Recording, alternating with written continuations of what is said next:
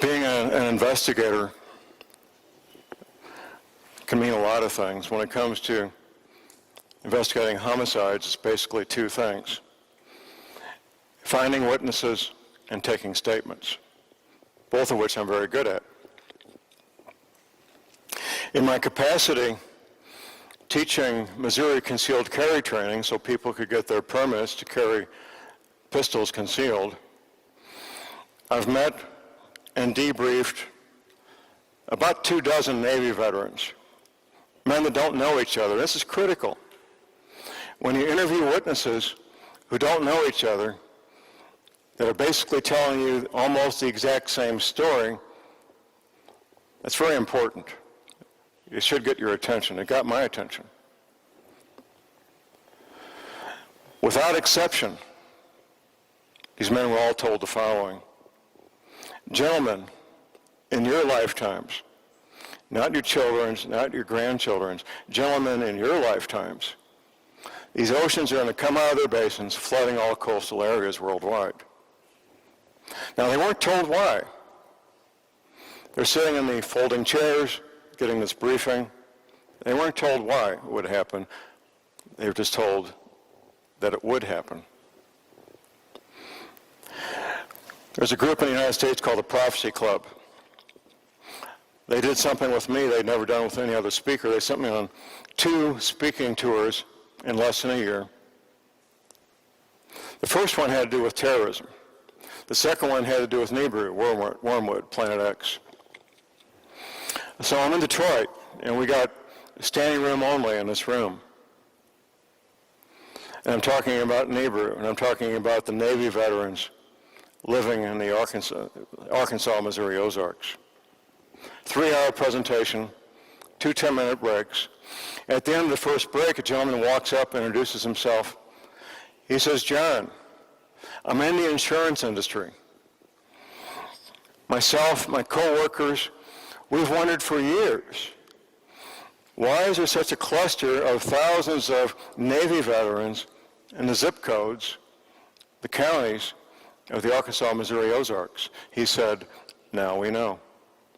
Now we know."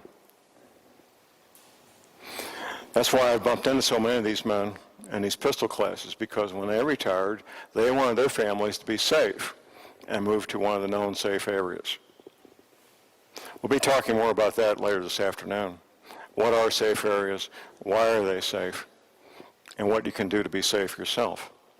And it doesn't apply just to the United States, it applies worldwide.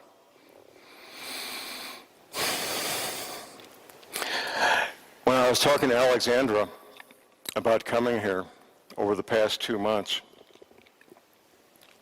she initially asked me what my thoughts were when I first found out about this, and when I determined that, first of all, it was real, and second of all, that the United States government was not going to inform anybody.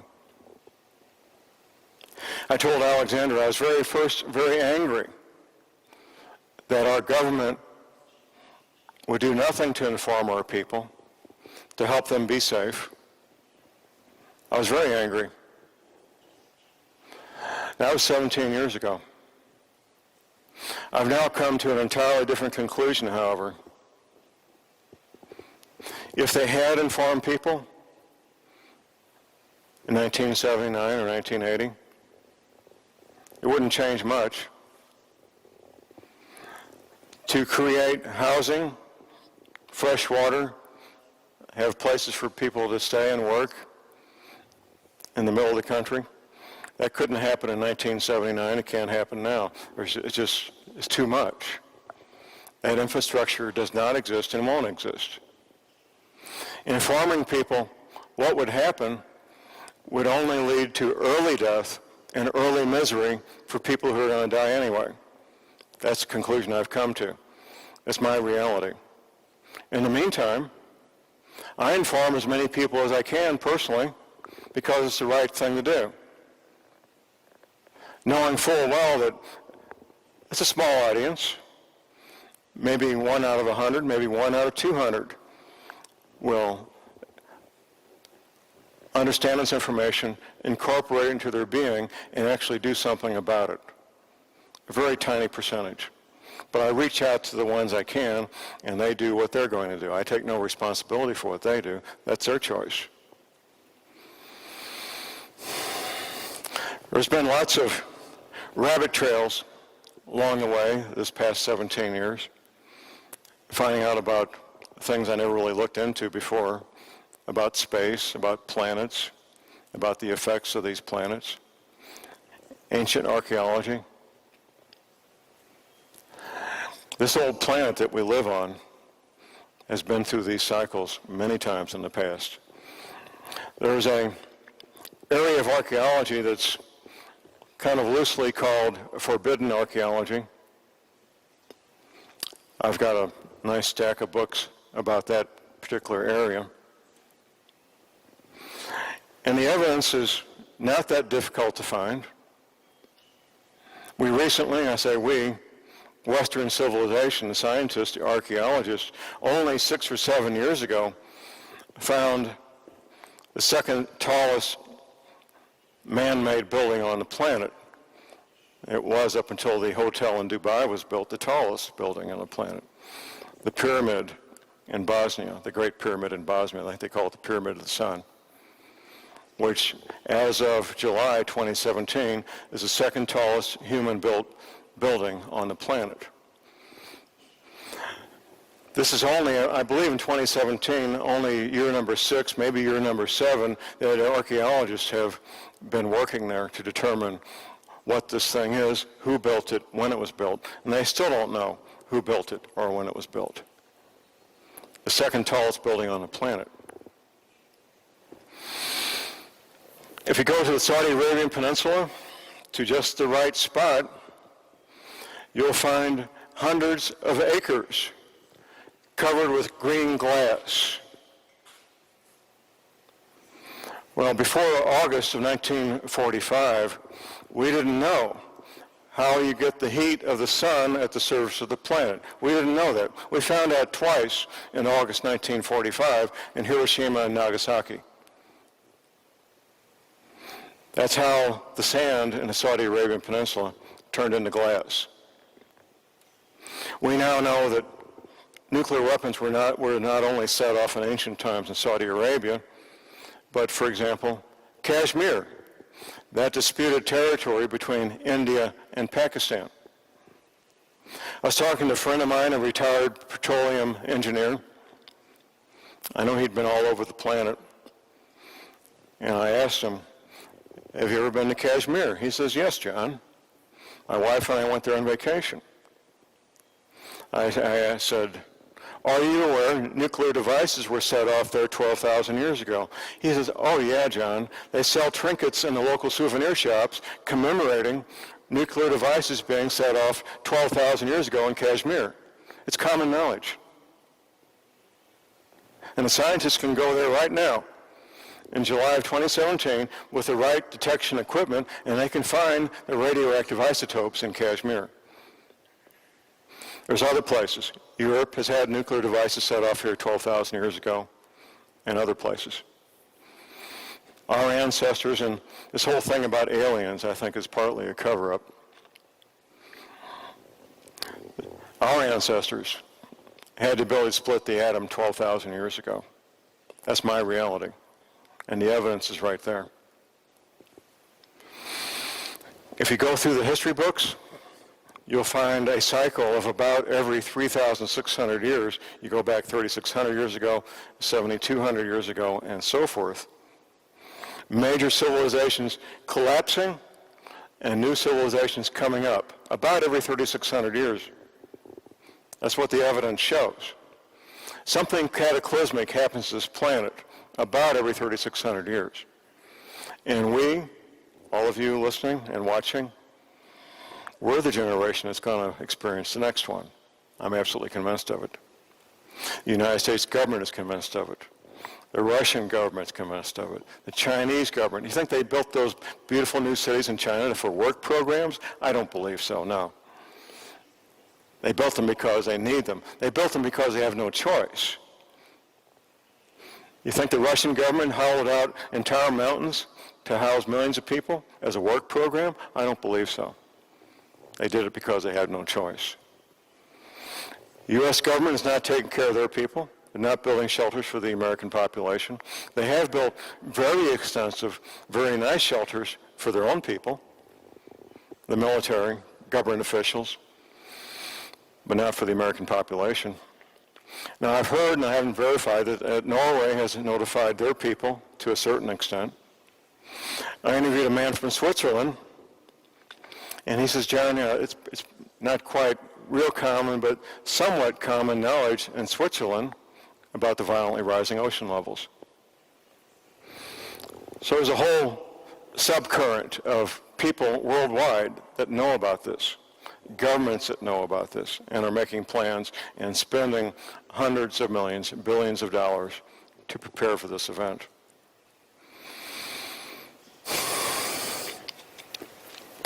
One of the things I came across in my research was a tribe in Africa called the Dagon people.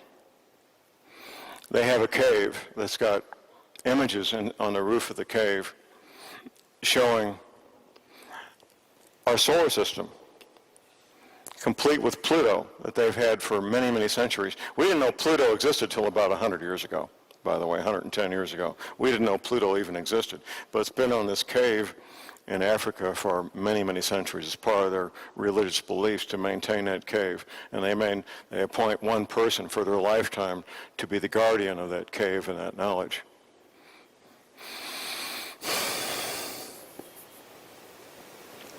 If there's anything I can get across to the people watching this DVD, this film, is that you need to pay heed.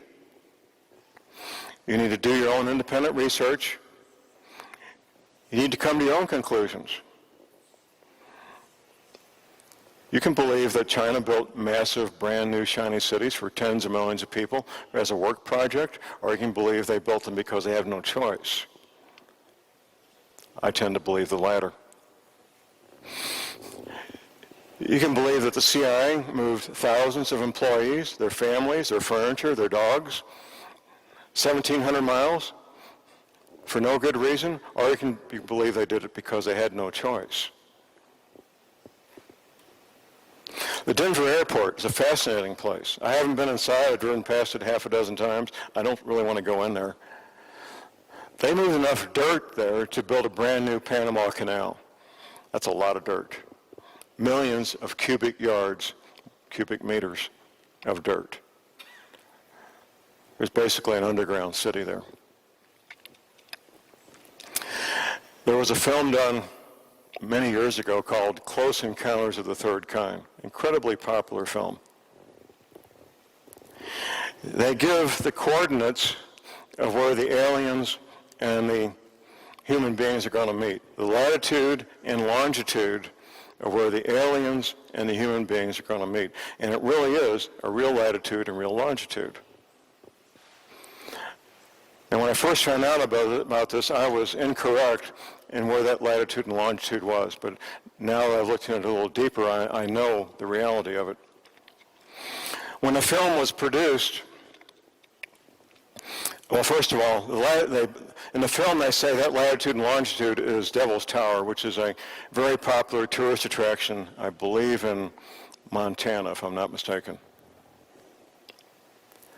It turns out that latitude and longitude is not Devil's Tower. And at the time the movie was being made, there was about 6, maybe 7 possible locations for the new Denver airport. The latitude and longitude is north of Denver and a little bit east, but nowhere near where that Devil's Tower is.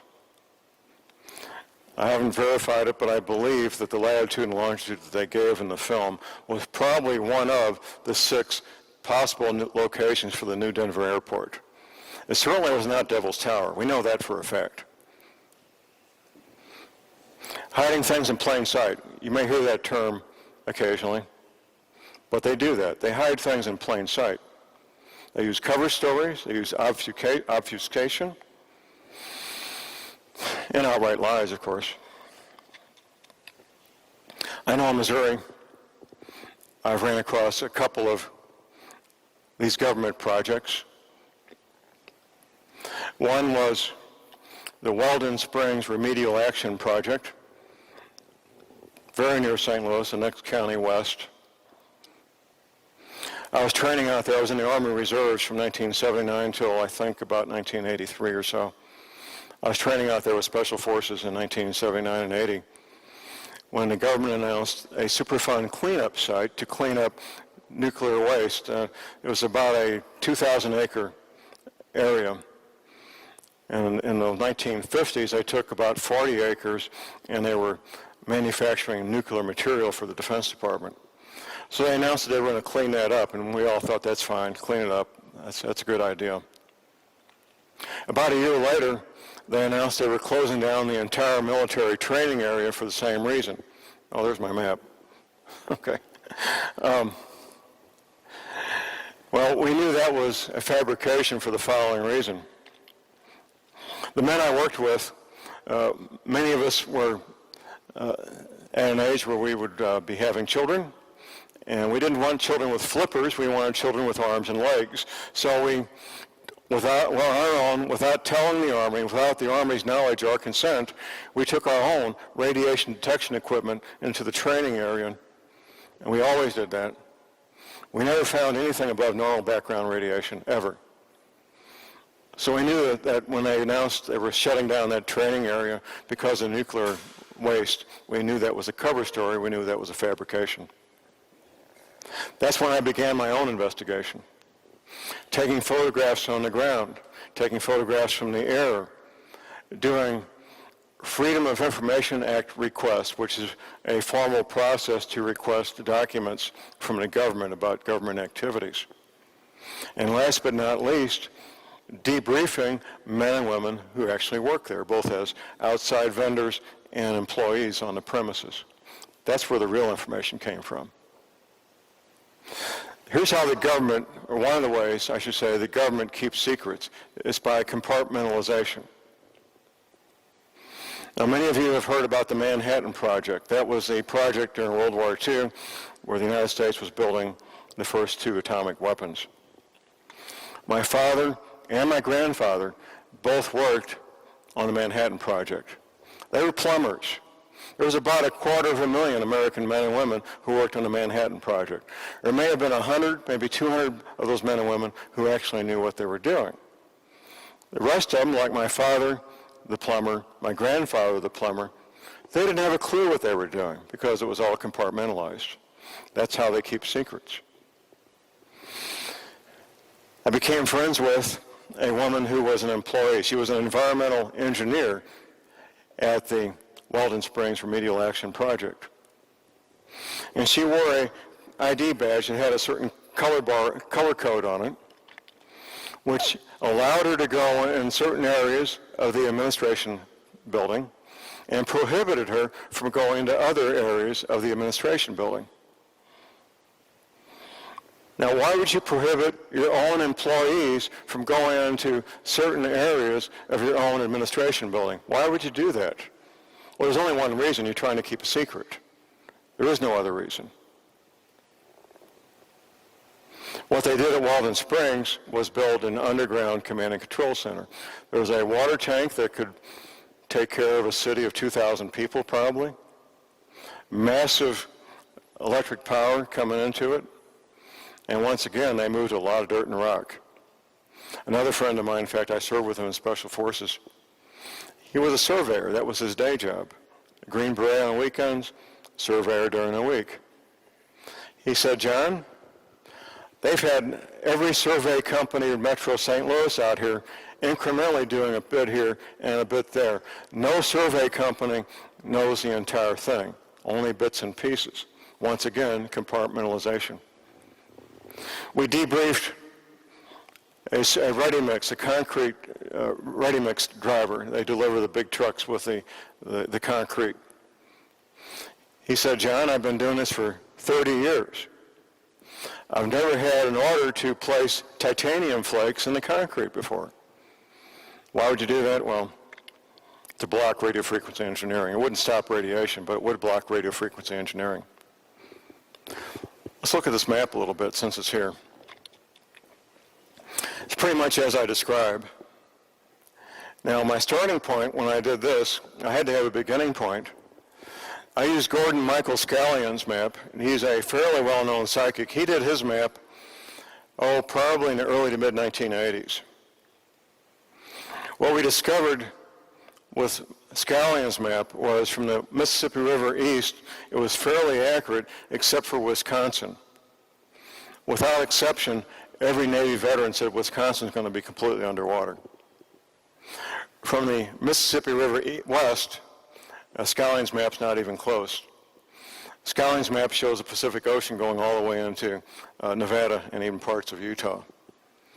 This is the real Navy map. Now, I'm going to say about 7 or 8 years ago, somebody published on the internet something called the Navy map. It's not the Navy map. It's basically a version of Scallion's map. And it's been published and published over and over. And anybody who's looked into what Google does and how they do it, they know that Google will obfuscate. A good example of what Google does in obfuscation has to do with something called the Black Knight satellite. Pepsi-Cola, in January of 2016, I believe it was, they did this very slick production. Anybody see it about the Black Knight satellite, Pepsi-Cola? Anybody? Nobody? Okay. It's there. You can see it on YouTube. Up until then, almost nobody had even heard of the Black Knight satellite. It was a big splash in the media. I don't know how many $1 million that Pepsi-Cola spent on this thing, but it had to be expensive. Once again, we get into ancient archaeology, forbidden archaeology, when it comes to the Black Knight satellite and our ancestors. One of the jobs, or I should say, back up a bit, archaeology has 2 jobs. One is to recover ancient technology. The other is to keep us from finding out about it. That's it. When the U.S. Army went into Baghdad, where did they go first? The Army headquarters, the government headquarters? They went to the Baghdad Museum. That's where they went first. That's what they wanted, in the basement of the Baghdad Museum. Ancient technology, ancient documents. And they got it, and they brought it all back. It's probably in the basement of the Smithsonian as we speak, being reviewed. The Black Knight satellite. There's an author, he lives in New Zealand, archaeologist, Jonathan Gray. He wrote a book titled Dead Men's Secrets. Dead Men's Secrets, Jonathan Gray. The first page of the first chapter, he talks about the Black Knight satellite. I hadn't heard about this before. Fascinated me. The scientists believe it's about 12,000 years old. It's in orbit on a polar orbit, just below the Van Allen radiation belt, about 22,000 miles up. It took me several years to find the third dimension of the Black Knight satellite. I knew it was 40 by 70 feet. I didn't know the third dimension, which is 20 feet, until about 2 or 3 years ago. 40 feet by 70 feet by 20 feet. It has another nickname you don't hear very much publicly. The other nickname is the chirogenic box. Chirogenics, of course, is the study and use of absolute zero. Everything changes at absolute zero, which brings up another whole set of questions about the Black Knight satellite. It was during the Eisenhower administration, the late 1950s. Just to go back a little bit, the first American satellite went up about the size of a big grapefruit. The first, unless I got this backwards, the first Sputnik, I think, was about the size of a basketball. I remember as a little boy walking out into my yard, and I could see this thing going over on an equatorial orbit, by the way. And I sometimes say, if you're a 35-year-old Air Force captain on night watch at the White House, waking up your 5-star general president at 2 o'clock in the morning without a really good reason would not be career enhancing, but that's what they did. They woke up the president. Can you come to the Situation Room, Mr. President? we found something. They found the Black Knight satellite. Now, before those two, the Sputnik and our first satellite went up, there was no radar or optical tracking stations for things in space. They had no reason for them before the Sputnik and our satellite went up. So they had optical and satellite tracking, radar tracking stations set up, and they found the Black Knight satellite on a polar orbit. Now, we couldn't do polar orbits until about 20 years later. We could only do equatorial orbits. They immediately knew that they found something very special. They immediately knew that the technology on there is something they really, really wanted to get their hands on. Oh, that's interesting.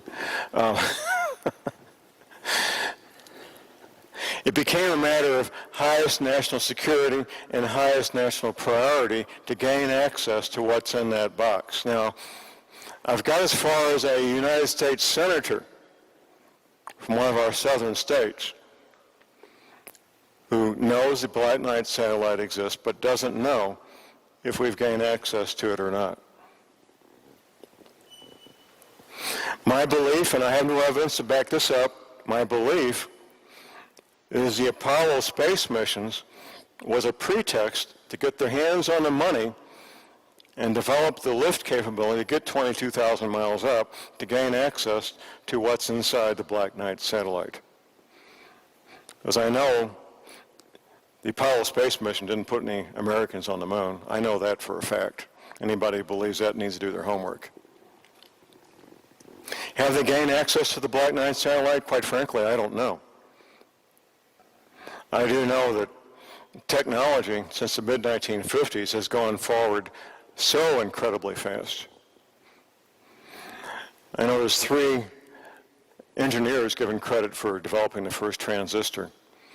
I have people telling me that it's actually reverse engineered alien technology. I don't know, but it certainly could be.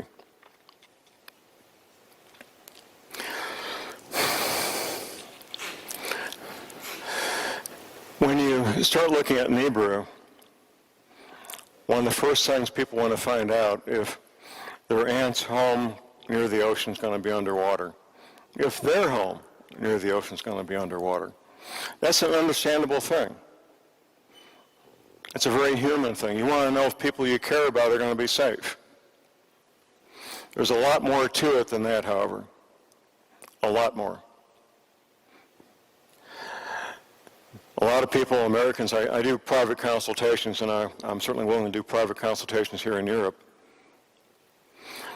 They look at these maps, at this map, the map that was up there a moment ago, and they say, oh, there's a safe place. The Appalachian Mountains, good high elevation, plenty of rainfall, mild winters, and I agree with them. Great altitude, plenty of water, mild winters. Appalachian Mountains are, well, how can I describe this? You got Tennessee and North Carolina, South Carolina, right down where those states meet. Here's the problem with the Appalachian Mountains. What is this there? Oh, a pointer. Oh, how neat. They're going to make me high-tech anyway. The Appalachian Mountains are right here. And the Blue Ridge Parkway is right where the water stops. Pretty nifty, huh? Totally lost my place there. Here's the problem. You've got 75, 80 million people along in here. Basically, here's Washington, D.C. is about here. Boston's about here. It's one continuous city between Boston and Washington, D.C. is basically one city of maybe 50 million people. And then between here and here, you've got maybe 75 million people, many millions of which will figure out what's happening in time to get in their cars and take off to wherever they think might be safe, which is probably going to be the Appalachian Mountains. That's the problem with the Appalachian Mountains. In Europe, you've got similar situations. Most of France will be underwater, parts of Germany, and so forth. Millions of people, they'll figure out this water's coming, and they want to go someplace safe. Well, the Swiss Alps, Bavaria, so forth. If they have time, they're going to go there. You can count on it. One of the things I write about in my paper, No Need for Panic, there we go, is the government's plural, not just the American government, but all these governments. As we get close to the event, there's going to be something happen. Maybe Ebola, maybe terrorist attacks, maybe a combination economic collapse. Whatever the event or events are, it will be so severe that when the government tells people to stay at home to be safe, almost all of them will stay at home to be safe, because that will appear to be the right thing to do, the proper thing to do, to be safe, to stay home, as opposed to going to Bavaria or the Swiss Alps or any high point. By the time they do figure out that they need to go to those places, it'll be too late. The government's job, in their opinion, is to protect themselves, with the exceptions, of course, of what the Chinese are doing for their chosen people, what Russians are doing with their chosen people. And once again, that's kept from the public. Most people in China don't know about these brand new cities. If they do, they don't think anything about it. Most people in Russia don't know about the underground cities in the Ural Mountains. When the time comes, the designated people will be moved to the new cities in China, to the underground cities in the Ural Mountains. What will England do? Well, they got some I don't know if I'd call them mountains, they got them hills, and they're already moving critical infrastructure, critical government offices to the Highlands of Scotland. That's already happening. The royal family will probably take off for the Rocky Mountains in Canada, I imagine, someplace they think is safe. All these things are happening behind the scenes without public knowledge, without public discourse, and we'll continue to do that. Our outreach here with video on YouTube, it's going to save a lot of lives. A lot of people will watch this and say, that's a bunch of silliness. Let's go watch the football game. Others will watch it and they will move forward and do their own homework and do their own research and come to their own independent conclusions, separate and apart from what John Moore says. Don't take my word for it. Do your own homework. Come to your own conclusions. Read, read, read. In the States, and I know Europe doesn't have the same problem we do, most adults under age 50 in the United States, for them, reading is not fun. Reading is not pleasurable. If they do it at all, it's because they have no choice. That's most adults in the United States under age 50. And it's a consequence of public education and what they've done to us. By design, by the way. By design. But for those who can read and will read, there's a lot to know. The bibliography at the end of my DVD, you're going to read 20,000 pages or more. If you really want to comprehend this, if you really want to understand it, what's happening, how it's going to happen, why it's going to happen, you need to read a lot. If you just watch my 4-hour DVD, you'll learn enough to get you started, hopefully. I've had entire families sit down and watch these 4 hours without saying a word. I get emails and phone calls all the time from people who began this quest, began by watching my DVD and going on to do the research, come to their conclusions, and then make their decision.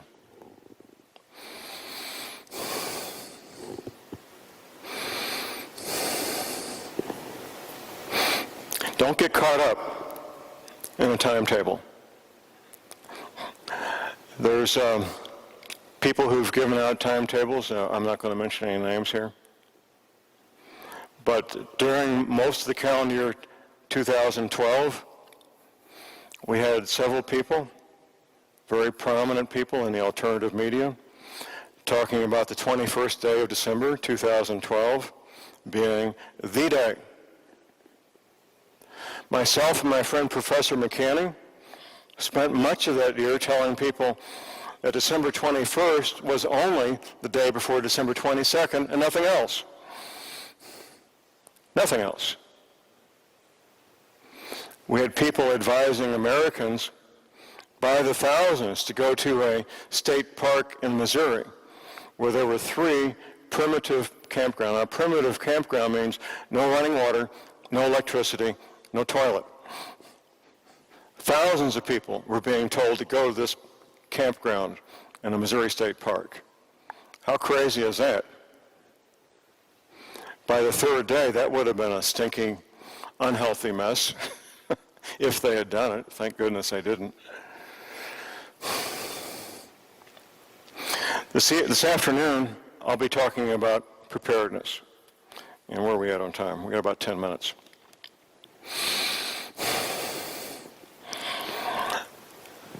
The breakdown of how people look at it between men and women is something I've been observing for a number of years. I did my first paid consultation in the summer of 1977, 40 years ago this month. And it's very predictable the way most women look at preparedness most of the time and the way most men look at preparedness most of the time. And the two really do complement each other. They really do. Frequently, I'll have a married couple where either the man or the woman believe that getting ready for NIBIRU is real and needs to happen, and the spouse thinks it's a waste of time and money. That happens a lot, and it's difficult to work with. I found out many years ago that the spouse who doesn't want to hear about it may become more agreeable if it's put into the terms of insurance.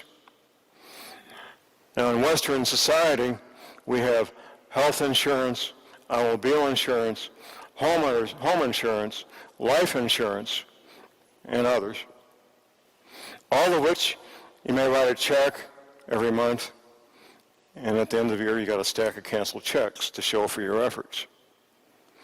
When it comes to preparedness, you don't have a stack of canceled checks. You got 3-dimensional objects.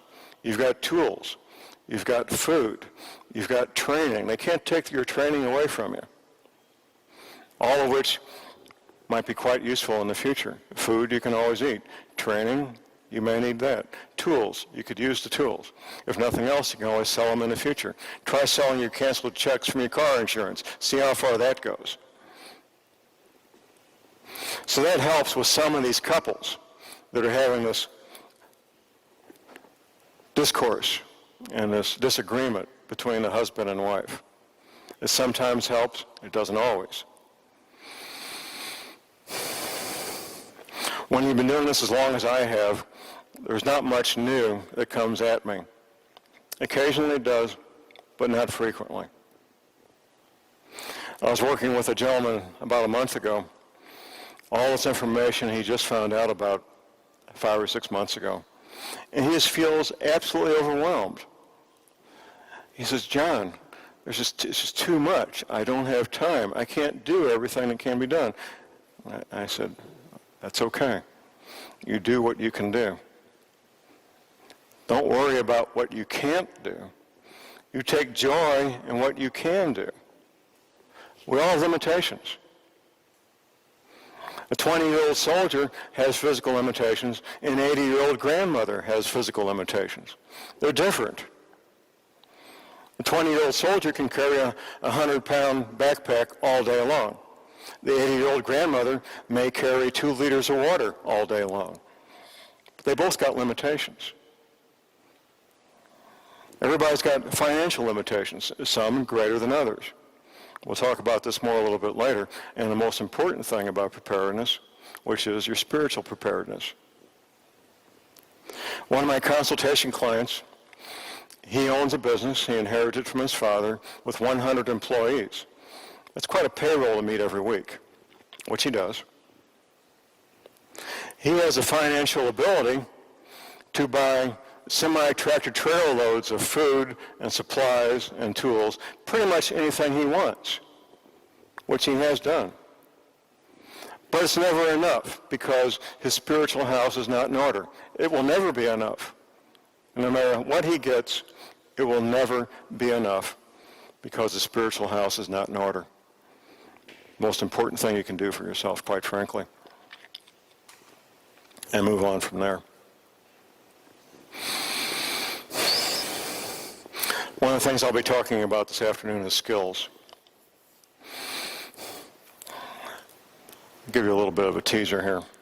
Whether you have a group of 6 people or 600, there's 2 skills that will be in the biggest demand and the shortest supply. The first is ham radio skills. Now, I was laying on my belly during the Tet Offensive in Vietnam in 1968. We would do anything to get our hands on good, current, reliable information, which was in very short supply. If you're in a crisis and you don't know what's going on, most people, most of the time, their brain will go to the worst possible scenario immediately. Ham radio skills and the equipment that go with it will let you communicate with the world, let you know what's going on. The other skill is emergency first aid, emergency medical skills. Once again, in the biggest demand and shortest supply, whether you've got 6 people or 600. You need the training, you need the equipment and supplies to go with it. If you got the training and don't have the equipment and supplies, what's the point? You're going to be very limited.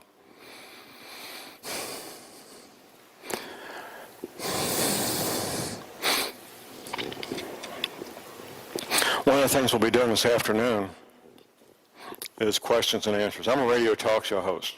I love when people call in because they'll bring up things that if they didn't, I wouldn't think about them. So when you come back this afternoon, I want you to bring your questions with you. And you doubting Thomases, I want to hear them. If you've ever been to political events where there's an elected official speaking and they're taking questions, these days, the questions have to be written and handed in.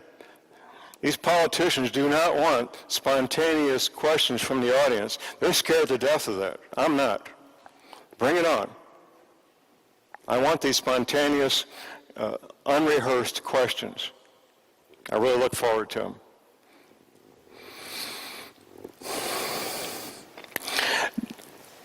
Once you've looked at NIBIRU, Planet X, Wormwood, once you come and understand it, you can get carried away with the overwhelming knowledge that you've acquired, with the knowledge that the world that you know will cease to exist.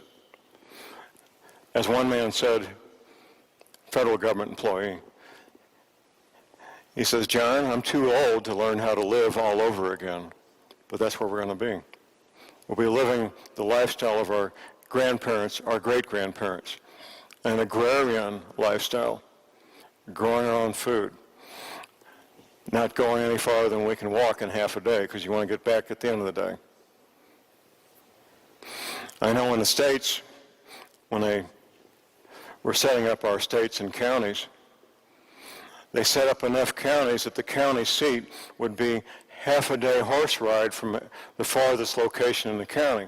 So a man could ride his horse to the county seat, conduct business, and get back before dark. Before the 1930s in the States, government was at the county level. Very little involvement with the state government, almost no involvement at all with the federal government before the Great Depression in the 1930s. We're going to go back to that in the States, in Europe, in Asia. Government will be, if it exists at all, government will be at the local level. Now, there'll be a federal government that thinks they're in charge, but they won't be. They won't have the communications. They won't have the ability to go out and do much at all. There's other possibilities involving geopolitics, what the Russians may want to do and what the Chinese may want to do. That's another whole area that could be another whole lecture, which I'm qualified to talk about, but we're not here to talk about that. Now, your emphasis has to be on your family, on your community. One of the things I warn people about is what I call the island concept of preparedness. My family and I, we're going to get our 40 acres, 80 acres, put a fence around it, and it's us against the world. That's a disaster waiting to happen, is all that is. That's all that is. You need to be part of a community of like-minded people, as we say. And after the event, there's going to be a lot of like-minded people that will figure out real quick that they need to come together as a community. The community I live in, Crawford County, Missouri, we have a local preparedness group. We have monthly training, things like first aid, communications, map and compass reading, CPR. We have a movie every Friday night, which is a social event. Get together and get to know each other. Have fun. Have some hot popcorn. It's all part of building a community.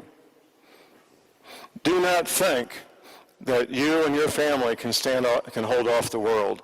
That's a disaster waiting to happen. If you think you can do that, you're wrong. You're absolutely wrong. You need to be part of a community that will come together as a community to survive together.